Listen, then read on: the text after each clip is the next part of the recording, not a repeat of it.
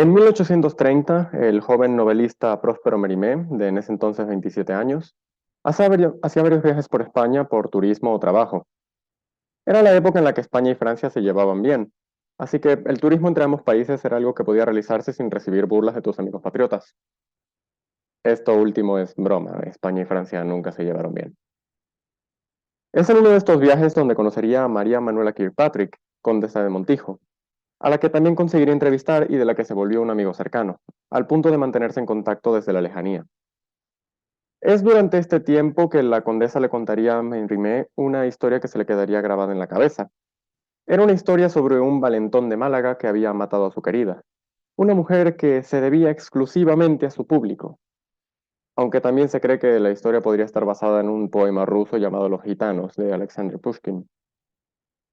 Es de esta historia que, en 1845, escribiría la obra más famosa de este autor, una obra que, como todo escritor célebre, no le debe ni la mitad de su fama a la gente que de verdad se leyó el libro, sino a una adaptación que le hicieron décadas después. Porque incluso en el siglo XIX, la mayoría de gente prefería ver una adaptación libre de una novela antes que leer la propia novela, muchas veces sin que estos siquiera conozcan su material de origen. Es así como en el año 1847, Carmen vería la luz, la historia de un exmilitar que lo pierde todo tras enamorarse de una hermosa gitana. ¿Por qué gitana? Pues porque estamos en España y esto lo escribió en francés, así que claro que habrá altas dosis de xenofobia involuntaria. Bueno, en realidad es porque llevaba tiempo estudiando la cultura gitana y quiso caracterizar así a su personaje, pero eso no le quita el mérito de estereotipar a la cultura española. El libro en sí habla sobre don José Lizarra Bengoa, un militar español que conoce una cigarrera gitana llamada Carmen. Cuando se conocieron, Carmen venía de golpear y navajear a una cigarrera que se burló de ella, pero se veía tan radiante que supongo que a José se le olvidó rato después. Este enamoramiento a lo largo de la historia lo irá llevando lenta y progresivamente hacia la desgracia, perdiendo su trabajo, su reputación e incluso acabando en la cárcel. Pero eso me estoy adelantando. Don José empezaría a perseguir a Carmen, a lo que ella le seguiría el juego en ciertas ocasiones, aunque se nota que la mayoría de veces que lo hace es para aprovecharse de él o para cobrarle algún favor. Empezando con la vez que le coqueteó para que la sacara de la cárcel luego de que él mismo la arrestara, cosa que le valió a él el ser arrestado por un mes. Los dos seguirían su juego de tira y afloja sentimental, a pesar de que ésta estaba casada con el líder de una banda criminal conocido como el Tuerto García, para quien José terminaría trabajando debido a que Carmen lo arrastró a dicho trabajo, pero este accedería con el objetivo de acercarse al objeto de su deseo, todo un romántico incomprendido. Don José se terminaría hartando de que la fuente de sus fantasías estuviera casada con otro hombre, así que lo confrontaría directamente mediante el diálogo. Y con diálogo me refiero a un duelo a muerte con cuchillos, del cual nuestro héroe saldría vencedor. Se libró de su jefe y del esposo de su amada en un día. Todo iba bien para don José. El romance de los protagonistas alcanzaría una enorme cantidad de banderas rojas. Tal vez la más evidente es que Carmen conseguiría un amante nuevo llamado Lucas. Pero eso no importa, porque solo él la conoce y la puede amar de verdad y todas esas cosas. Al final, don José finalmente se hartaría de preguntarse por qué la mujer a la que dejó viuda no se enamorara de él. Quiérete un poco, hombre. Por lo que terminaría confrontándola personalmente sobre su amor.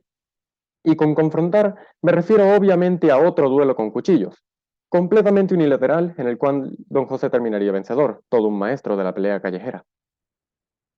Pasaría poco tiempo luego del asesinato de Carmen, y don José, preso de la culpa de que tal vez sus acciones no fueron las más correctas, terminaría entregándose a la policía, donde sería arrestado y condenado a muerte.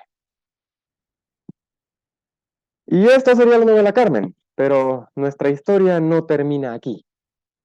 A mediados de la década de 1860 y inicios de los 70, un joven Georges Bizet hacía todo lo posible por incursionar en el mundo del teatro escénico con óperas de poco éxito. Finalmente recibiría una oportunidad como cualquier otra en 1872, donde recibiría una solicitud de Henry Mailhag y Ludovic Halevi, dos libretistas de buena reputación. Fue Bizet quien propuso adaptar Carmen al teatro, sugerencia que sería muy cuestionada por casi todos sus compañeros. Pero gracias a la insistencia suya y de sus escritores, Carmen llegaría al teatro en marzo de 1875, protagonizada por Paul Leroy y Celestine Galimagui, actores relativamente conocidos en esa época. La ópera empieza con una escena completamente inventada, digo, original, en la cual nos presentan a nuestros dos primeros personajes, Morales, militar de la Guardia de los Dragones, y Micaela, amiga de la infancia de Don José, personajes que de seguro tendrán una gran importancia en la trama de la obra. La escena empieza con la Guardia de Morales mirando a la gente que pasa por la calle y Micaela preguntándole si han visto a Don José. Y termina con Morales y la Guardia tratando de abusar grupalmente de ella. Todo esto en menos de 10 minutos. Bienvenidos al mundo de la ópera. Y por cierto, acostúmbrense a esta imagen porque aparecerá seguido en esta adaptación. La introducción del personaje de Carmen en esta versión es mucho más animada, siendo prácticamente una celebridad. Según parece, esto se hizo para que el personaje se viera menos antipático, ya que consideraban que la Carmen de Mérimée era un monstruo que asustaría a los espectadores de la obra. Salvo por la escena inicial, el primer acto transcurre de manera casi idéntica al libro, con algunos cambios menores. Pero lo más extraño de todo llega a la mitad del segundo acto, donde se introduce todo un nuevo arco argumental sobre un torero, sí, un torero llamado Escamillo, el único elemento español más estereotípico que los gitanos. Escamillo simplemente aparece, se enamora a primera vista de Carmen, la acosa un poquito nada más conocerla y luego desaparece para volver en el tercer acto. Bueno, aquí sí pasan cosas, pero son casi idénticas a la novela y se alargan bastante respecto al material original, por lo que mejor avanzamos directo al final. El último acto de la ópera es completamente distinto, terminando poco después de que don José se une a los bandoleros. En esta versión, durante un contrabando de la banda de Carmen, Escamillo, el torero calenturiento, aparece absolutamente de la nada para retar a don José a, adivinaron, una pelea de cuchillos, aunque debo admitir que su combate es bastante épico. Durante este combate, que por cierto termina inconcluso, Micaela, quien por cierto también estaba ahí absolutamente porque sí, llega para convencer a don José de que vuelva a casa con ella y la madre de él, a lo que él extrañamente accede, la única buena decisión de su vida, solo para que ésta desaparezca y no vuelva a aparecer más. Tiempo después, Carmen está en la plaza, a punto de ver la corrida de toros de Escamillo, donde es interceptada por don José.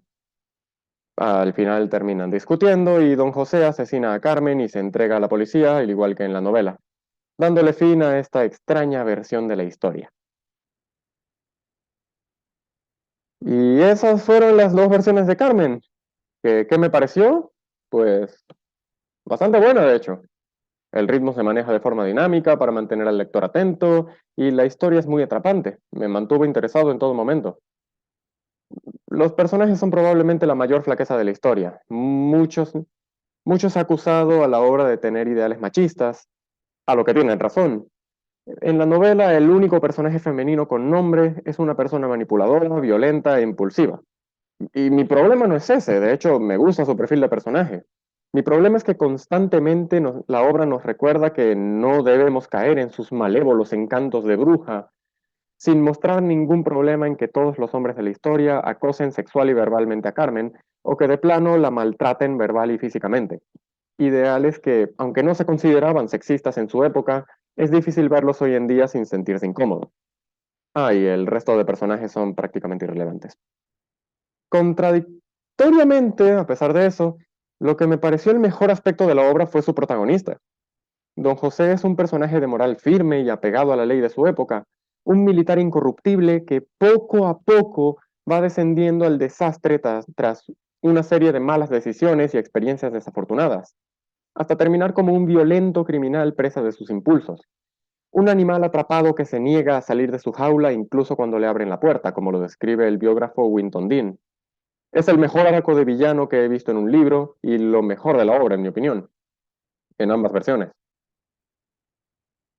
Pero ahora la pregunta más importante. ¿Qué versión es mejor?